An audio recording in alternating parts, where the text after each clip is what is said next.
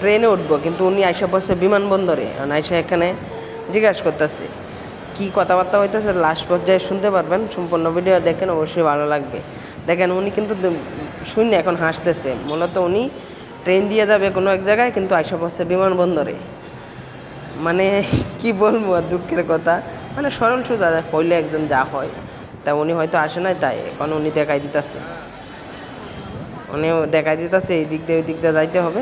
আপনার শেষে সম্পূর্ণ ভিডিও দেখেন, অবশ্যই মজা পাবেন। সম্পূর্ণ ভিডিও দেখেন, দেখলে মজা পাবেন। এই বাইকটি এখন বোঝাই দিতেছে ওই পাশেতে ওই পাশে যেয়ে তারপর ট্রেনে উঠতে।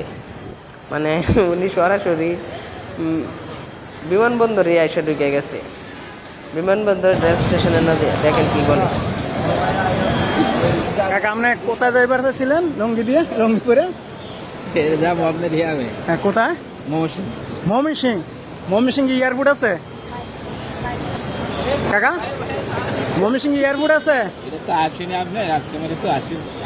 মানে আপনি হঠাৎ করে চলে আসেন? ময়মনসিং এর এয়ারপোর্ট নেই তো বিমান নামবে কোথায়? আপনার কে বলছে এখানে আসার জন্য?